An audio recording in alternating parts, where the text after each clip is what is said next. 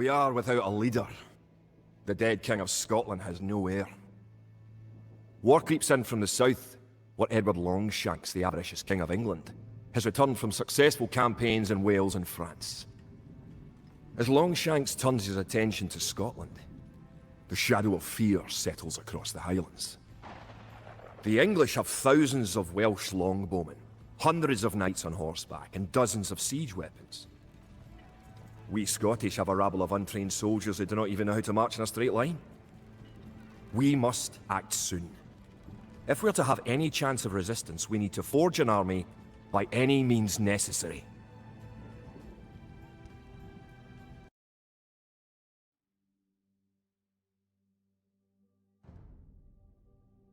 The English are terrorizing all of Scotland, and it's time for us to fight back. But if we are to defeat them, every one of us will need to learn how to march and fight. Scotland has soldiers now, if only a few. But if we are to turn back the greed of Edward Longshanks, we'll need many more recruits and much more gold in our coffers. These ancient stones and oaks around us will soon be drenched with the blood of clansmen.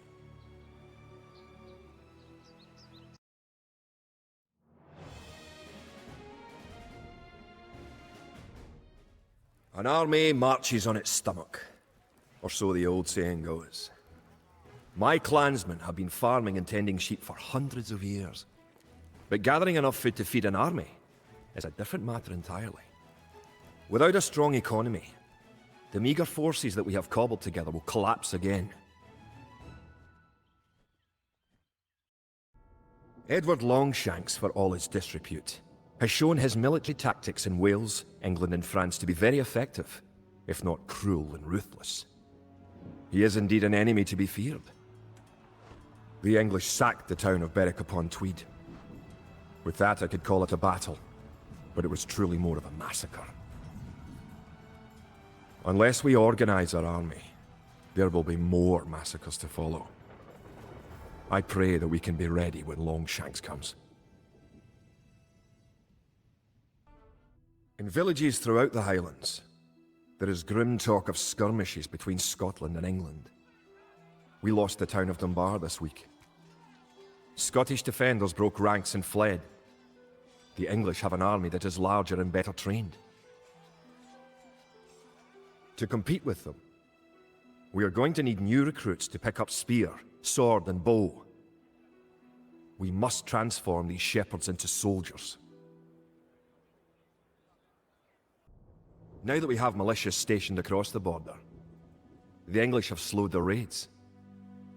But facing Longshanks' army will be another matter. The wicked English king is yet to bring his famous longbows to bear. Our militias can only get us so far. We're going to need more advanced weapons. Rumours creep in from the south of a giant who leads the forces of Scotland. His great sword driving through earth, man and horse alike. If this mythical knight can stall the English advance, it will give us time to develop the arms we need. Even now our smiths are forging swords and fletchers are crafting arrows and crossbow bolts. Longshanks has invaded, stormed and sacked the city of Perth. Worse, he has captured the fabled Stone of Scone and declared himself King of Scotland. If we cannot bring about a victory in battle soon, the Scottish armies will be too demoralized to put up any fight at all.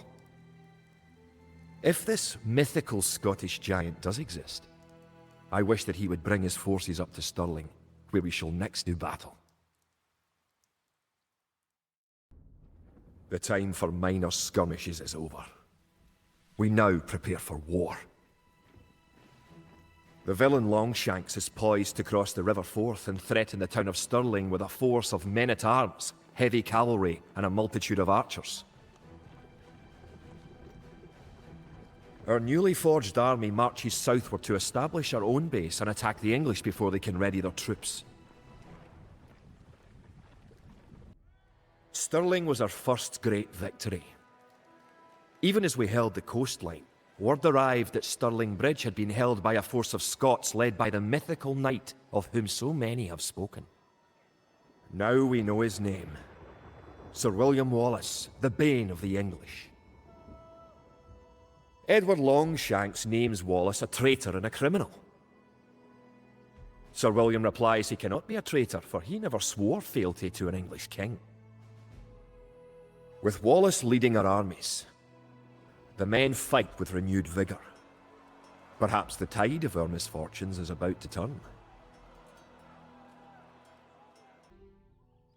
Our coffers were depleted at the Battle of Stirling, so we need to strengthen our economy once again before pushing south into lands held by the English. We need to construct a market and establish trade routes to the villages of friendly clans. Local legends speak of 3 sacred relics hidden south of Stirling. Acquiring these artifacts for Wallace's army will be a great boost to Scottish morale. With the 3 relics locked away safely in Scottish churches, men murmur that we are blessed by the heavens. Our army now stands a chance as we prepare for the final clash with the English. Scotland now has archers and knights of our own with which to meet Longshanks. We march south to Falkirk, where we will join with the army of William Wallace and plan our combined attack upon the English castle.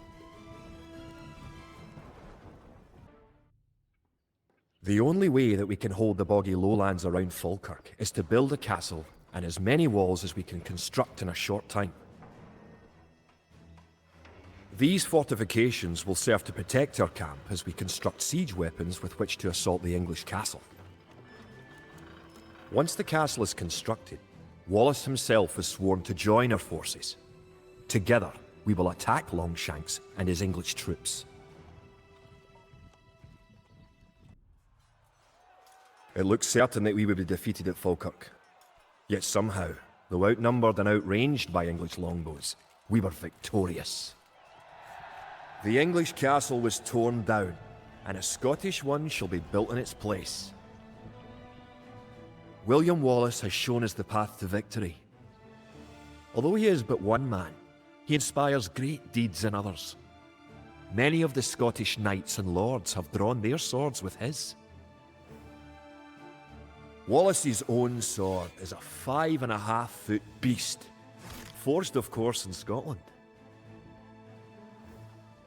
He has sworn not to rest until his sword finds the neck of Edward Longshanks. The struggle will continue, but we have learned the ways of war. Now, it is the English who will know true fear.